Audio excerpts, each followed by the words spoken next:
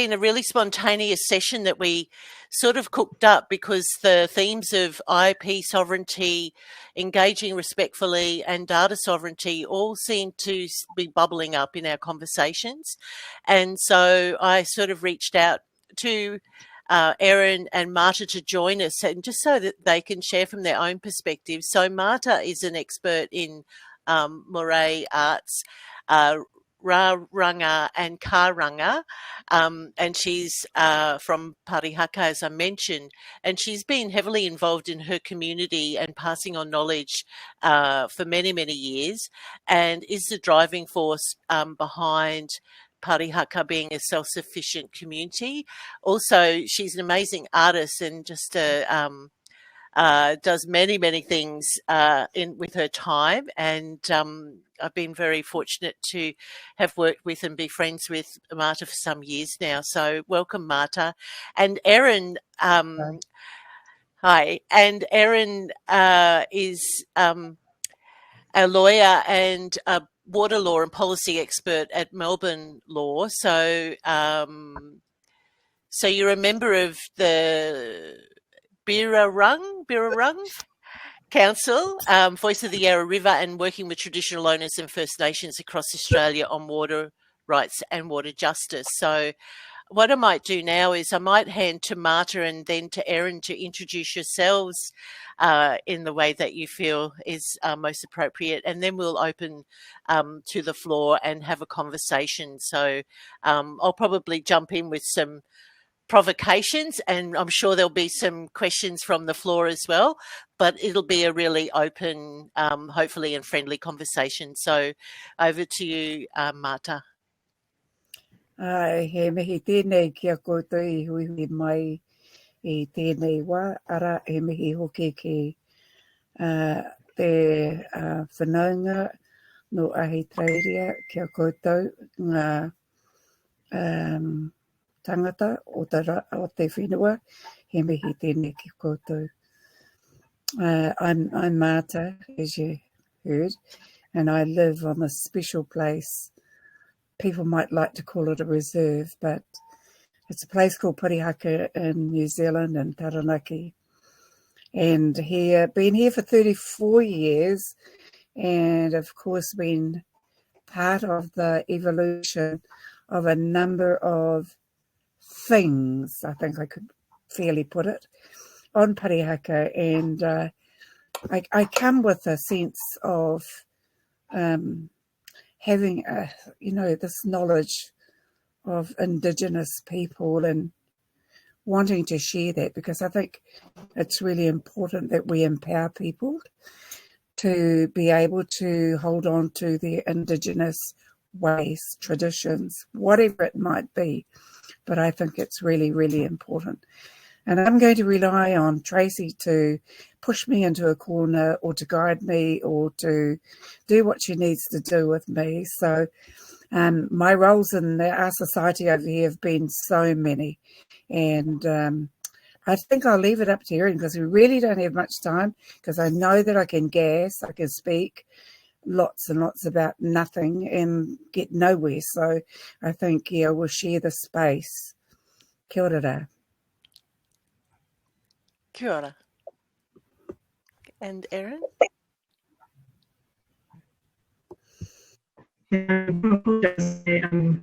Video keeps dropping, so I'm not sure whether it's going to how I'm okay. My name is Erin. I am water law and policy expert at school. I am mixed European descent in Australia. I'm coming to you today from Eastern Market, and I pay my respects to their elders, past and present, and I acknowledge that I can never cede into their land and water. Tracy, I'm going to check. Is that still coming through okay? Your voice is breaking up a little bit. Can you maybe turn your camera off? All right, I'll try that. Sorry.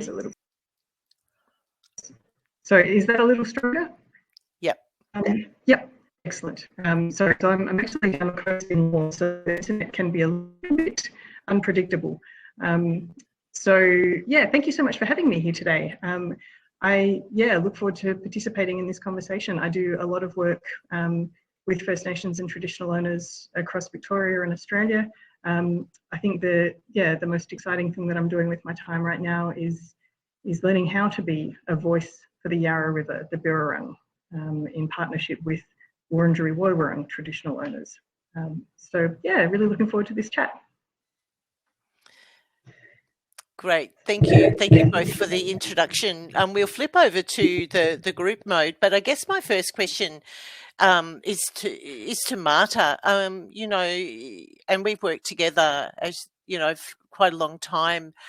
What would be some advice that you would give, the artists that are in this group about respectfully engaging, with Indigenous people and Indigenous knowledge in terms of collaborative projects?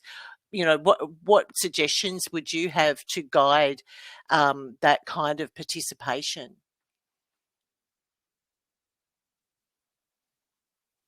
You're on mute, hun.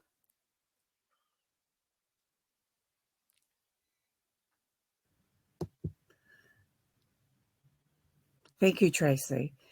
The first thing that comes to mind about working with Indigenous people is that, we've been colonised, and so we've got a colonised sort of background as well. But for me, as an Indigenous person, I like to disregard what is, that part of me, that colonised part of me, because I do believe in my heart of hearts that I am empowered. I have been given the rights of my ancestors to live on this land.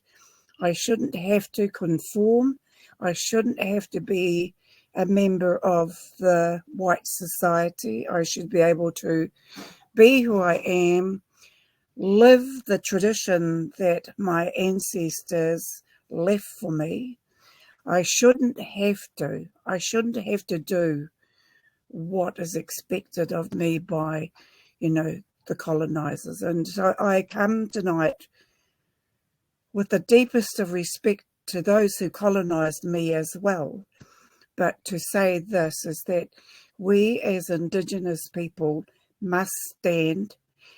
I don't expect that we should have to fight. I've never had that expectation. I just believe we stand and own our rights to be standing, and more importantly, it's to be able to have an expression as well, to be able to say to people, look, this is the way I feel, and I'm not going to be moved by anything.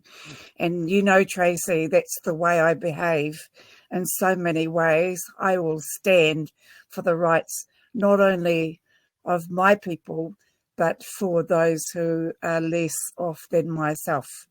And I do stand for me as an Indigenous woman. That's really important. And I hold my space. And I think that's what we all have to do, is to hold our space. But when I'm working with others and collaboratively, I would expect that when people who come into my community, like Tracy did, is that they take with them an Indigenous person to be that person who says, no, that's not right. Let's get it right. And I believe that's what we all should be doing, is making sure that when we're portraying art, and I could never, and I'd always wanted to portray the art of the Indigenous people of Australia. And, my love for my own culture and that respect is really important, that I wouldn't.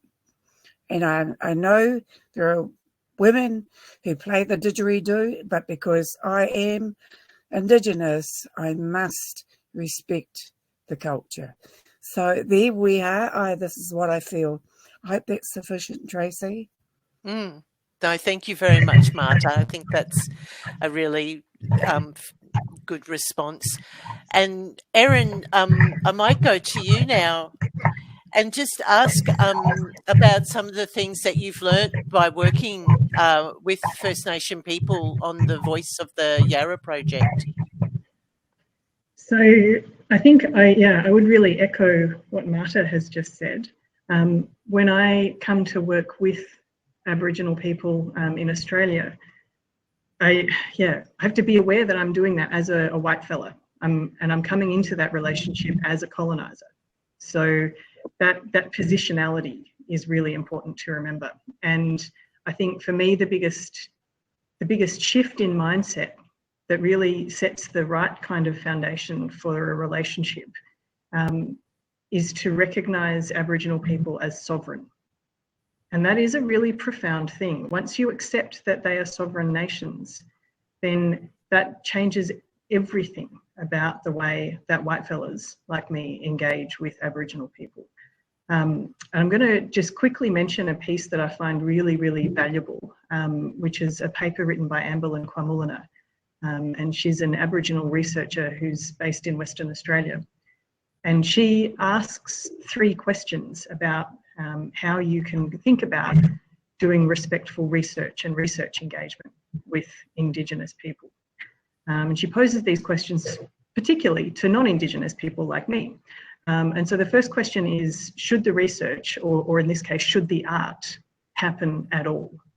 So if you're looking at a space and you feel like, it's an empty space, or there aren't any Indigenous voices in that space, her first question is really that threshold question of, should you be trying to fill that space? Should you be trying to, to fill that silence?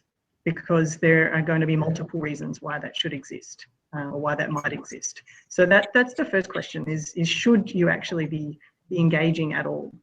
And the second question, again, is about positionality. So remember who you are and what you're coming from and what you're bringing with you, and how this affects the research or the art or anything that you're trying to do with Indigenous peoples. And the third, of course, is about ethical principles of engagement. Free, prior and informed consent is a really, really important one.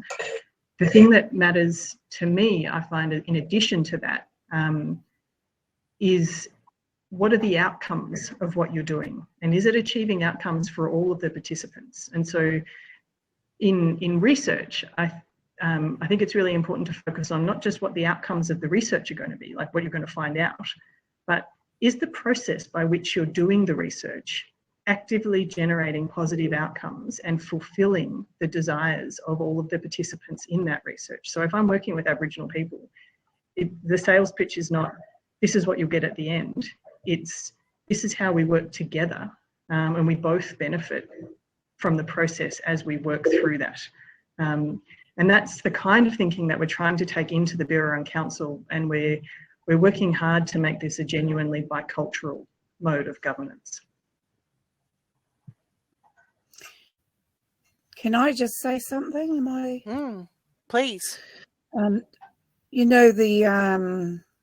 New Plymouth Airport here in New Zealand, it's received one of the most prestigious design awards in the world. And why is that? It's because an Indigenous man by the name of Rangi Skipper held to his tikanga, and that's his tradition, his culture, and said, this is the way you do co-design. And in the co-design, it reflects so many aspects of the craft of carving, painting, tuku, all of those that have been done in that airport. And yes, it is totally stunning. So when we go into the future, it's about learning how to be co-workers, how to work with Māori people. And the other thing that's really important, and I take note of what he said about that project, is that you are reimbursed appropriately as well for your knowledge when you're part of that co-design. So I just wanted to say that, and thank you, Erin.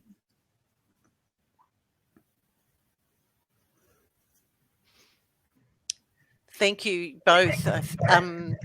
I think building on that, and I love the point too about, is this work that needs to be done, or, why is this work happening? I'm interested to know, like, in terms of, cultural IP, your prior consent's really important.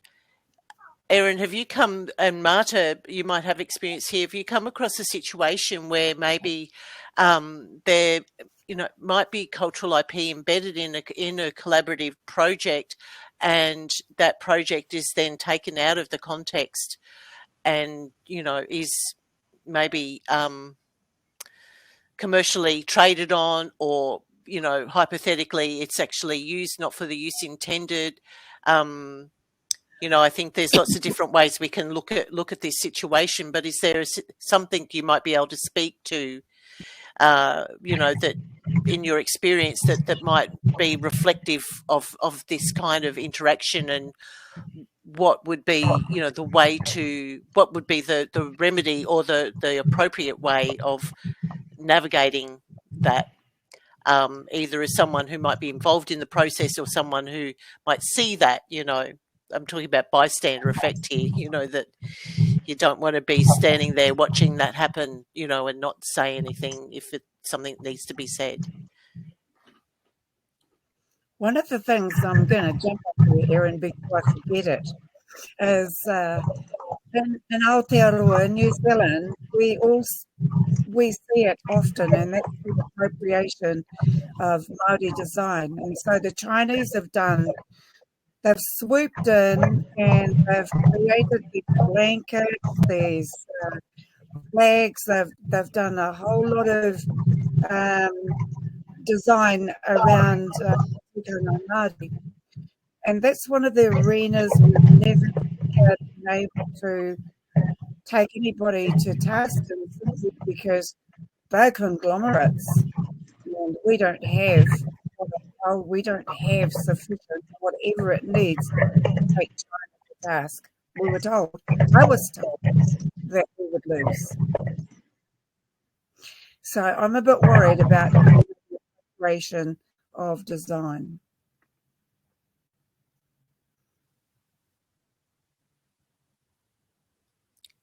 Your mic, Erin. Sorry, I thought I'd clicked the wrong button. There you go. I had. So I think that is a real risk. There's a really wonderful Aboriginal IP lawyer in Australia. I'm just going to pop her name, Terry Janke, into that chat as well. And she would definitely be someone to go and to have a look at her work. She's just published a book about how to protect cultural IP. So she'd definitely be a great place to start. I think, again, coming into this space as a researcher, one of the things that I am thinking a lot about is the way that modes of knowledge sharing and knowledge transfer are very, very different in Western and whitefella cultures compared to the way that knowledge is transferred in many Indigenous cultures. And I know there is no pan-Indigenous culture, but there are often different rules in every specific nation's understanding of what knowledge is and who is the custodian of that knowledge and how is that knowledge passed on. And so I think that's usually where the wheels fall off a relationship when, say in Australia, an Aboriginal group might do some work with government or with a government agency, and a report is produced, and then that government agency thinks, well, this is now knowledge, a report is produced, this is, it's in the public domain, and so they then take it off and use it. And so one of the things that we're looking to try and embed in both research and government practice is the idea that because an Aboriginal group has produced a statement, even if it's in a public document form, you cannot use that without going back to them and seeking permission to use that statement again, because knowledge is grounded and contextualized. Ooh, we've lost Maata. By who's sharing it and under what rules they're making that knowledge available. So I think if we just keep reminding ourselves about, like as a white fella, I have to just remind myself that the rules under which I think knowledge is transferable are cultural rules and cultural norms, and they won't necessarily apply. So again, we get back to this idea of once you acknowledge that Aboriginal people are sovereign, that Indigenous peoples are sovereign, then it enables you to see those differences and accept that different rules and different laws can apply. I like the thought of consideration being given to sovereignty, and we as Māori, the sovereign nation, we haven't got to the point where we have a clear understanding of sovereignty amongst Māori ourselves. We come with very mixed metaphors, and we find it very difficult to be able to make statements like sovereignty around anything. But I'm going to talk about sovereignty and the transmission of information from the book, from the person, to the researcher. So here's a case in our family, and my husband did his master's. He didn't quote once who was the owner of the knowledge that he was writing in his thesis. His belief was, and it's a good challenge, his belief was when the information was given to him by his ancestors, through his father, through his mother, through his uncles, that the knowledge was his. So when he went to put it onto a piece of paper, because of the way the university, Māori University, taught, is that he was expected to do the, what do you call it at the bottom of the pages, and make all those references. So in his thesis, there's not one reference, because he believed as a Māori that belonged to him. And I think we've got to take a good look at how we ourselves want to transmit our information, our knowledge. And I'm right in the middle of a process now, because I work with dead people. I don't work as an undertaker, but I certainly work with dead people. And so I'm seen as a death doula. And being a death doula, I don't have the rights to do anything, but I have a passion. I have a inbuilt mechanism that helps me to make statements for people, and to ensure that people can say, I don't want to go to the undertaker to be buried. I want to take this process that Maata's developed. So we do that. And we know the only thing that we have to do is to ensure that our births, deaths and marriages are registered. And that's the only thing that we have to do. So it just shows you how we can challenge the system by not, I don't know whether you call it bucking the system, but by merely thinking it through and taking another approach. So as a death doula, I do a lot of things in the process of what I now have called deathing and death and after death practices. Now, how do we as Indigenous people hold on to that knowledge? And who, at the end of the day, is going to be responsible for that knowledge? And so I, as the po matua, the person taking responsibility for this process, and carry on what my husband wanted, and that was to ensure that the IP belonged to all Māori, because we as Māori people own that knowledge. So it's one space that we've managed to work in, and let's see how we take it into the future, because that's how I work at the moment, is owning that IP as a Māori. I've gone and I've taught other people that what they learn is their IP. It is tikanga Māori, and there is nothing in our culture that can ever change that. So we don't go along and then decide, oh, this is not working for us because our tikanga says it isn't. So there are strict rules surrounding some of our processes, and we maintain them regardless.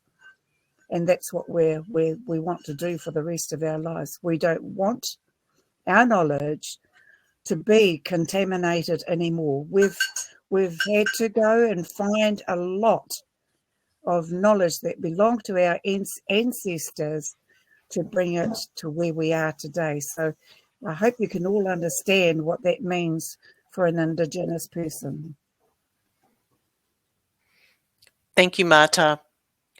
While you were talking about your husband's experience doing his master's, it reminded me we had Brad Mogridge with us earlier, who's a Kamilaroi scientist at the University of Canberra, and he's trained as a hydrologist, but he is also very much about bringing those knowledge systems together. And he talked about having to get the ethics for his thesis, and that he had to get, he jokes, but there's a serious aspect to this. He said, I had to get a letter from my mum, you know, to say that it was okay to talk about the Kamilaroi stories, you know, which is embedded in him, exactly what you're speaking to. So really interesting to hear that from your perspective. Maata and Erin, if you're comfortable, we might open up the conversation with the rest of the group. And I'll get Fred to swap us over so you can see all of the beautiful people sitting in the audience, because I am also mindful that we don't have a lot of time, so it'd be lovely to hear from some of the other people in the group. It just takes a minute to swap over. So, hi Dylan, you came up first. Hi Elia and Fiona. Matt, Roz, Faye, Richard. Do we have this Eve? Here, they're all coming on. Geeta. Hi. Does anyone want to start opening a conversation with Maata and Erin around some of these themes? Anyone have a comment or a burning question? I have a burning question, actually. It's something that came up for me today in one of the sort of explorations that I'm doing with the team of what we're thinking we might put together for this program. And something that came up was whether or not to use Indigenous place names. There's a local area here which is really not known by its Indigenous place name, but the local Indigenous group, the Arakwal people of the Bundjalung Nation, they have a website, and on their website it lists that place name. And while Erin was talking about sort of, not repeating the knowledge unless it's your knowledge, or unless there's express permission to repeat the knowledge, I was thinking of how country and knowledge are so intertwined, and I'm wondering if Erin or Maata, you could comment on how to sort of approach whether to use or to not use an Indigenous place name, given that it is a kind of knowledge.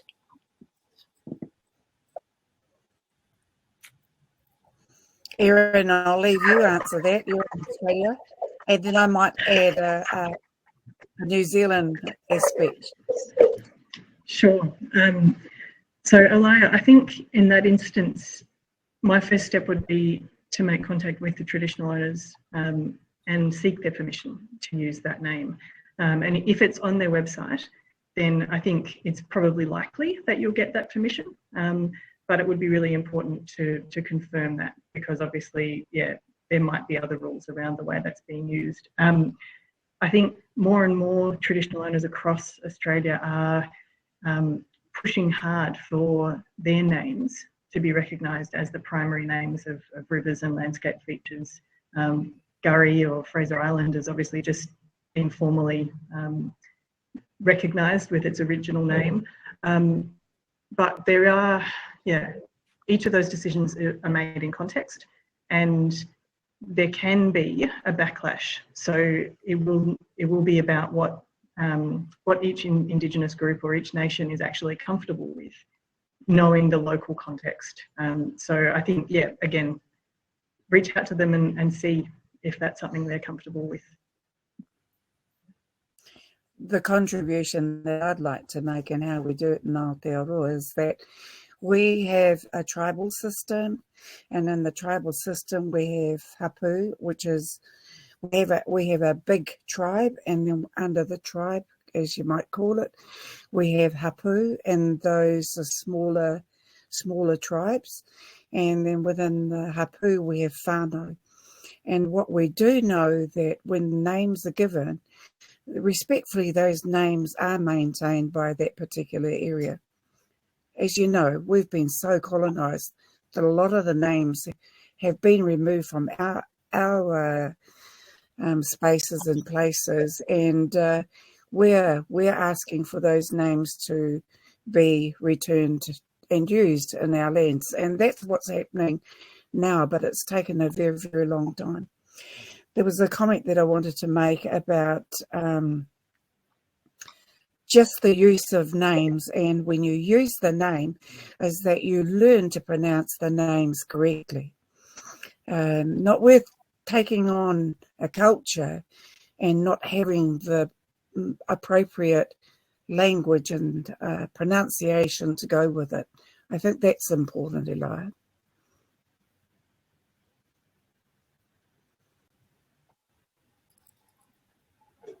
Thank you. Thank you both.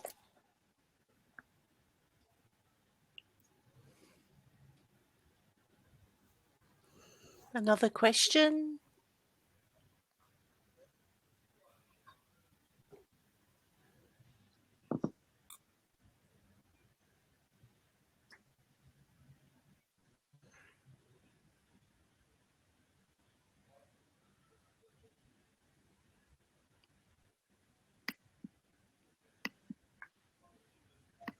I was just wondering, how do you control information when it goes out on the internet? Because with the internet, it's so difficult, and anyone uses information, and they don't credit the information. So it seems like a really difficult problem.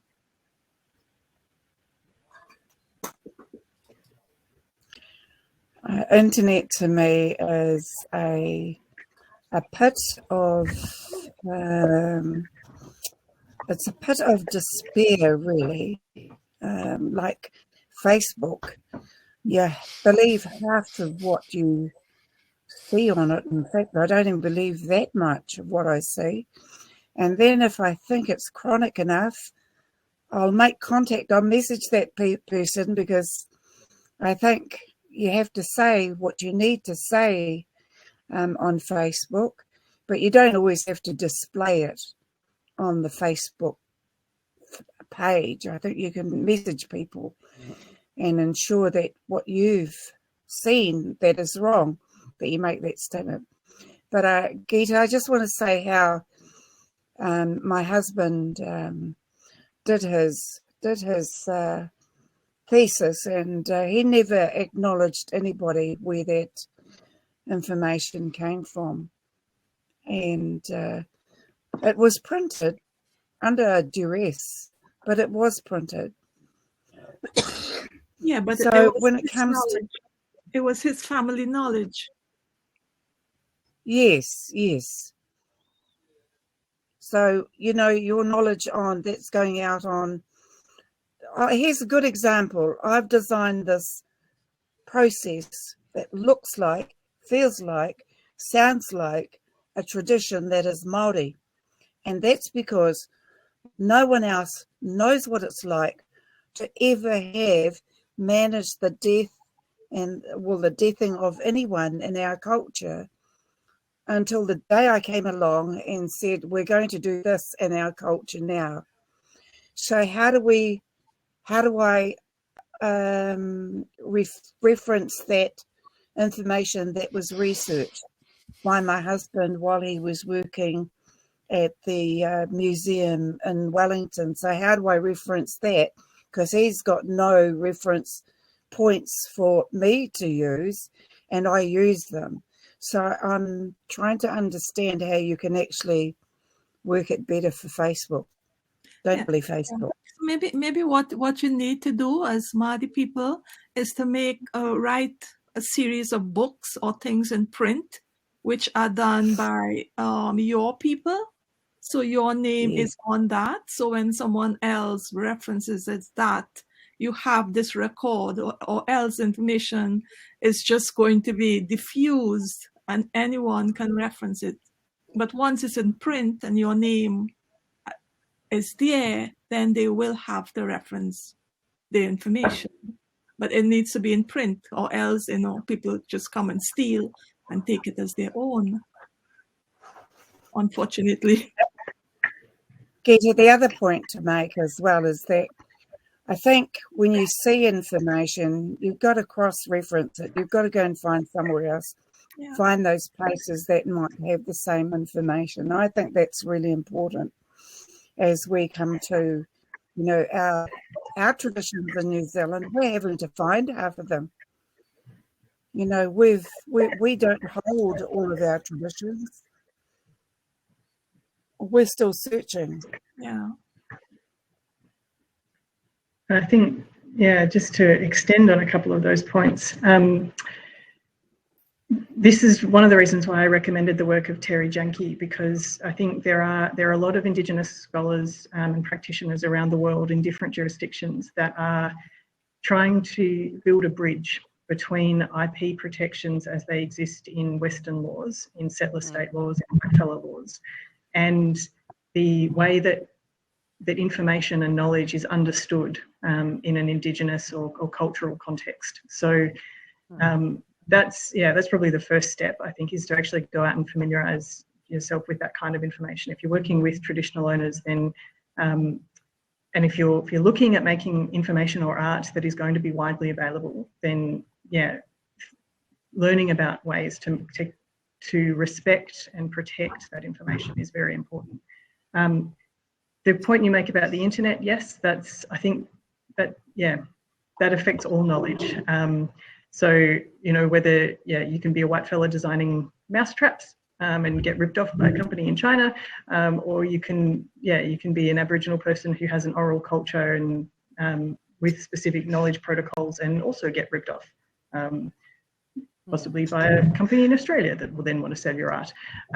So I think it's about, I think what we can do, there's that body of work around IP protection. That's really important. As individuals, I think we can question what we know about how knowledge is shared. We can think very carefully about the reasons why citations do actually matter, why it's very important to acknowledge the source of your information, and to do so in a way that is culturally appropriate.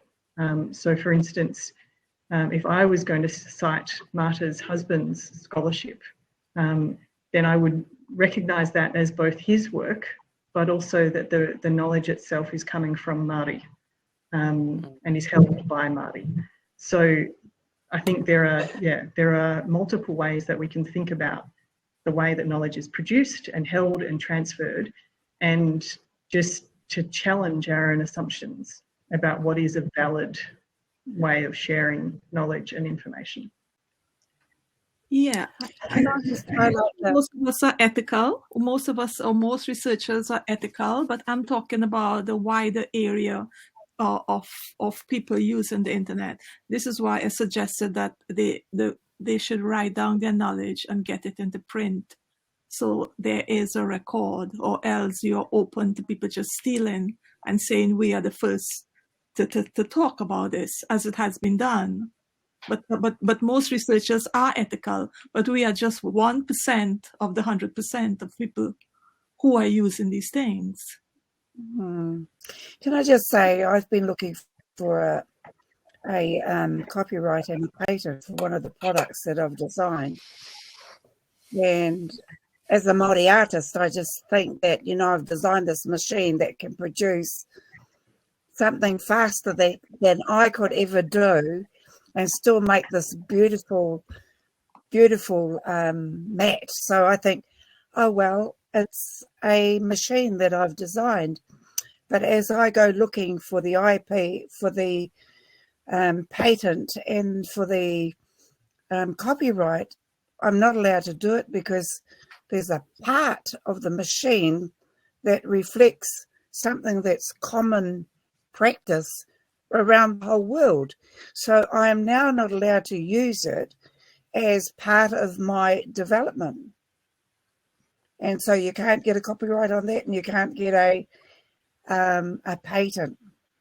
So there's these big issues that do occur around that. The other thing that I want to say that's happened to Moana, now, you know, Moana and the Moa Hunters, she was a big musician here in Aotearoa. Now, her name was taken by Germany, of all places. So when you consider, you know, we're looking at IP and then it's been appropriated in another country. How do you manage that? So the other thing, I don't know whether you know about this in New Zealand, we have a Y claim, which is the Treaty of Waitangi claim. So we go for claims pertaining to activities surrounding things that were decolonised for us. And what had happened in the whole process was all of our native trees were also taken. The IP, it was taken by other countries.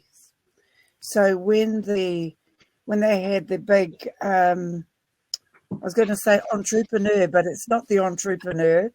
It's the international person who deals with all of those things. He came to New Zealand to help deal with it, but we can't do anything about that as well.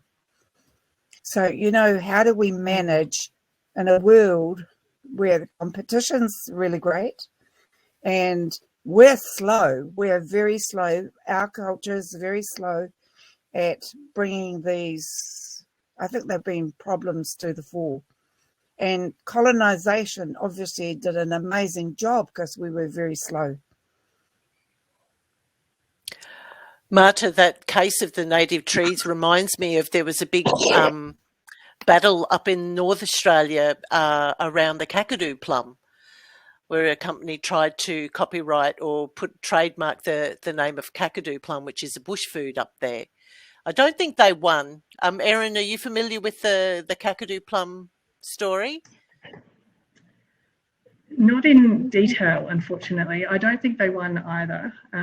But I think that what Maata's describing is a real challenge in white fella IP, because so often it's the first person who claims the intellectual property. And so you know, as Indigenous peoples reconnect sometimes with their Indigenous property, with their IP, or if it's something that they were just unaware that they needed to go through this registration process, by the time they actually get to that point, yeah, it can be incredibly difficult to claim that IP back again. There is a growing awareness that this is a global problem.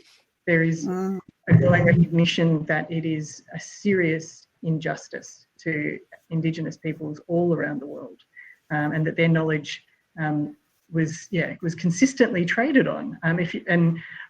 I take Gita's point that researchers do try to be ethical, but I find it absolutely fascinating the number of medical researchers or people who've made, you know, profound discoveries about the way that particular plants work, and they'll tell a story as though it's completely fine, that they went off to Africa and then they learned this from African women of a particular location who were using this particular tree in this particular way, and then they went off and did the science on it, and then, you know, discovered the active ingredient, and they were then able to claim all of that process.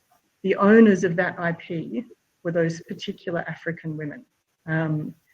But yeah, so I think we have a tradition of theft of intellectual property for Indigenous peoples, and that is what it is, and we're starting to recognise that. So it is a slow process, and that's why I think Again, there is a significant body of work around intellectual property protection, but what we all need to do and what we all can do is to constantly challenge ourselves about where did this knowledge come from, who genuinely gave it. So please look out for those stories of invention that white people, particularly white men, like to share, because they are stories of theft. And I think when we get better at acknowledging that, we'll get better at addressing that injustice.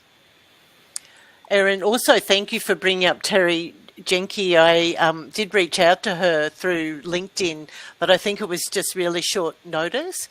But for the group, there's a participant document. There's a number of links to the work that the IP Australia has been doing around Indigenous knowledge, and I think they've been actively trying to work with knowledge holders around that. I don't know how much involvement you might have had with that, Erin.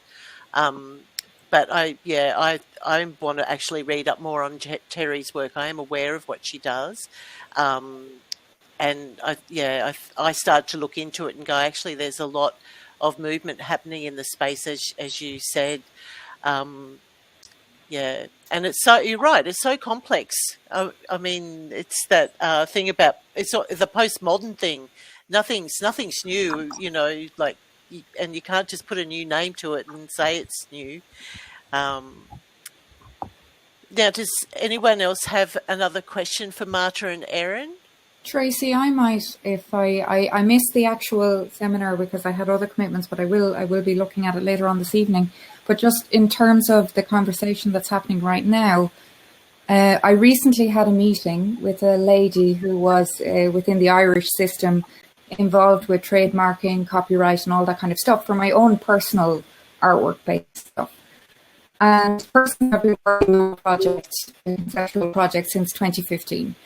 And basically what turned out in the conversation, because I was like, do I need to trademark this? Do I need to brand my name? What do I need to do here?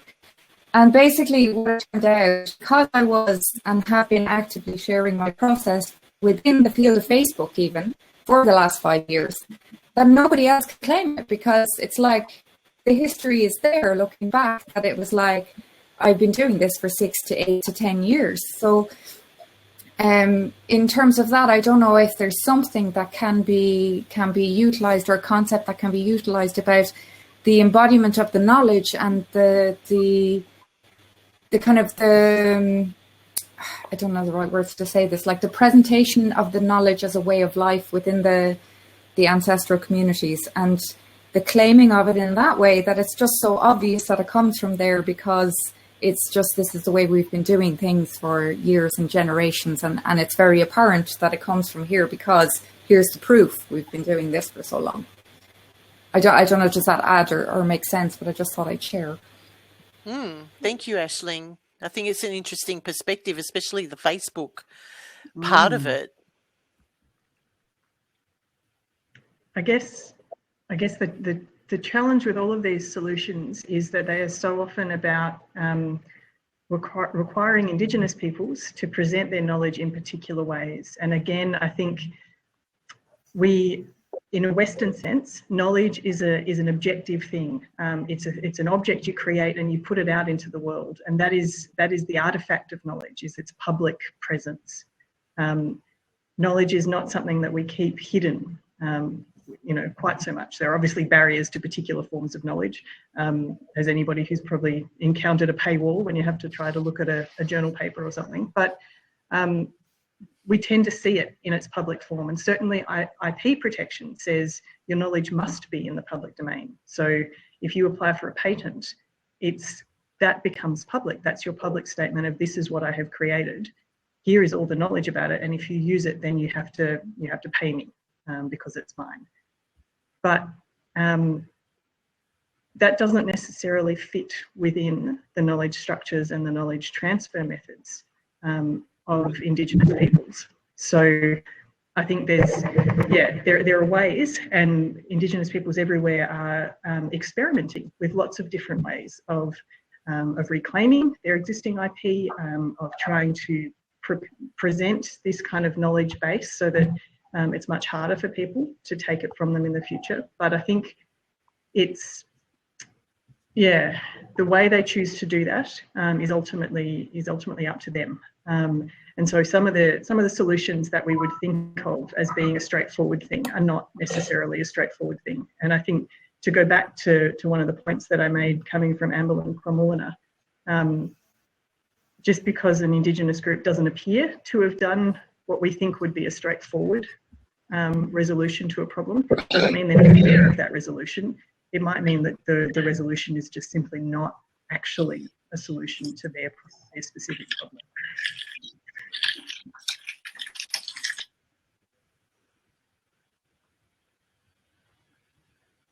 Thank you, Erin.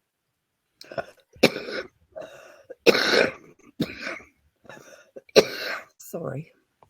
You're okay, Maata.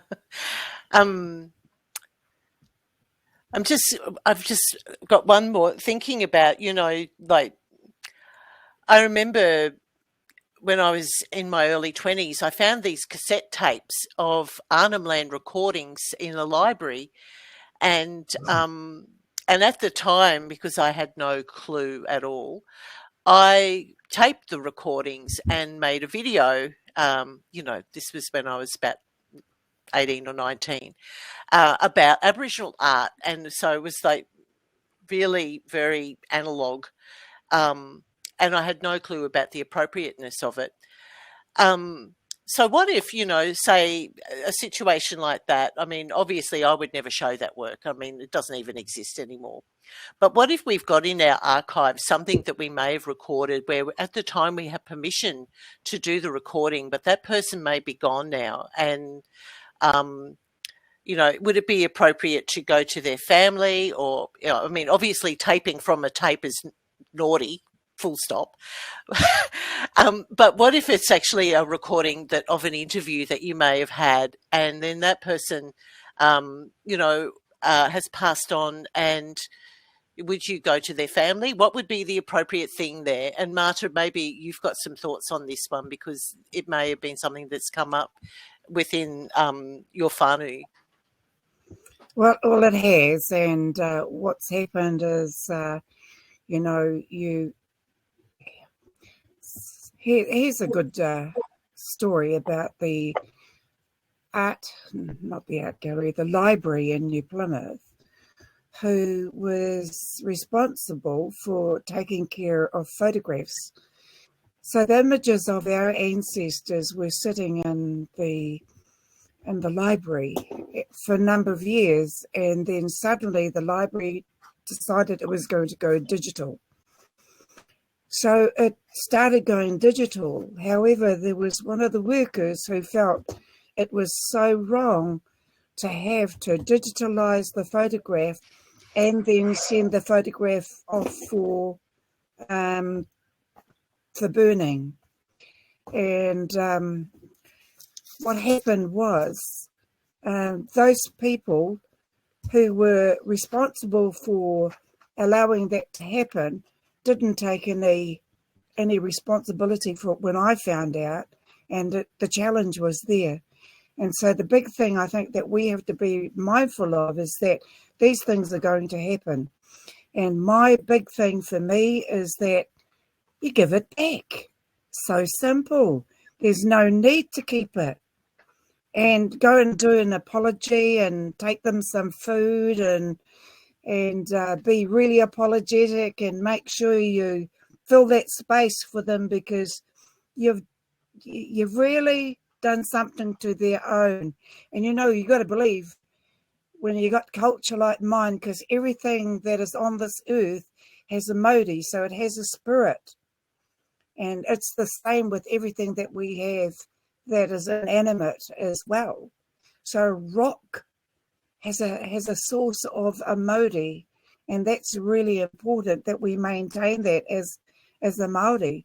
So I don't know what other cultures do, but I certainly know what ours does. But if it belongs to Māori, give it back. If it belongs to Aboriginal, give it back. It's a simple process. So, here we are going around the world looking for all of our artifacts that are in galleries and bringing them back to Aotearoa. So, to me, that's one of those things that we do. because they belong to us.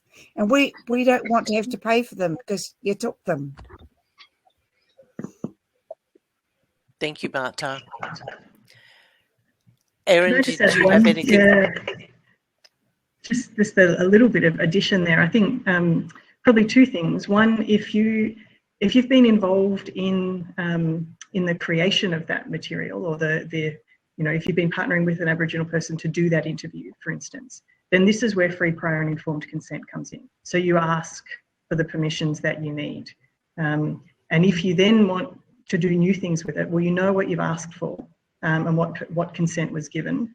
And you can tell if you're wanting to do something differently. So then you can go back to family and to ask that. So I think that's the first step. And I think as white fellas, we can get a bit, we can all like, oh gosh, it's all just so hard.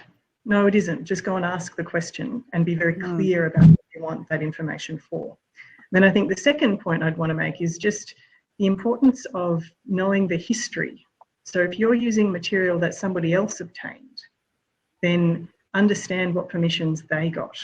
And I think this is particularly important when it comes to art. So in Australia, for instance, many pieces of Aboriginal art produced by really compelling figures, leaders who are long gone now, are in private hands. And so even just getting a sense of what art is actually out there is incredibly difficult. And for the owners of that art, they would feel like, well, I didn't do anything wrong. I bought it fair and square. It's, it's something I paid for. I own that now under the law. There's nothing wrong here.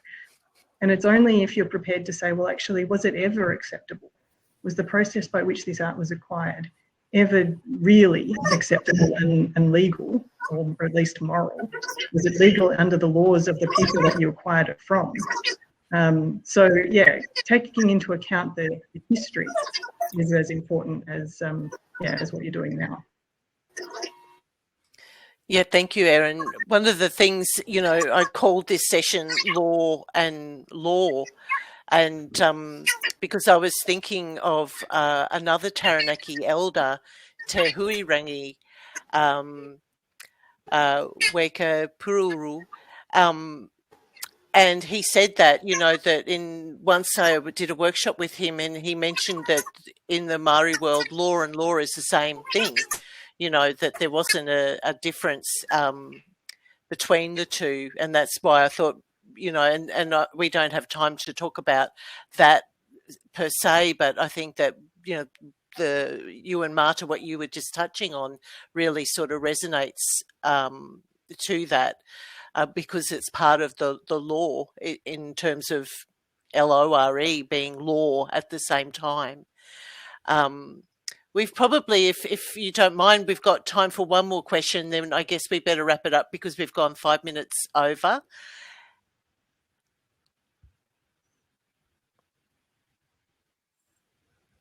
And Hi, Maata, can I show you something I've been drawing while you were talking? Cool. So it was listening to your wonderful, warm voice. Oh, thank you. Thank you. That's beautiful. Can I just say something so that nobody wants to ask a question? And just to inform people that Tracy and I have been working in collaboration for some years now on a project. As we go on in years, we have some brilliant ideas and they never get anywhere. And then just last week, I think we had some brilliant ideas, and we'll probably take it further this time. So I suppose at the end of the day, because it's done in flax and harakeke from Aotearoa and woven by my hands, there is some degree that I feel that it should live in Aotearoa. And I will force Tracy to believe that's what it should do. But it can be displayed. So we will make sure that there's, a corridor that surrounds this art piece that we're doing, because it is beautiful. And as we progress, it's been a few years now. So we're just happy to be able to work together And I think this is what makes Indigenous work and Pākehā, as we call white people, Pākehā collaborations do work because we work in tandem. And I think we work for the benefit of both our needs, our spiritual aspects of our culture, and so, you know, learning, I don't know whether you know, but that beautiful lady there is Norse and I'm Māori, and so the two cultures are so similar, and even though she's a white person, she goes back to those elders way back in her land. So there's this cultural thing that happens with art as well, and it resonates. So there we are. That's beautiful, Maata.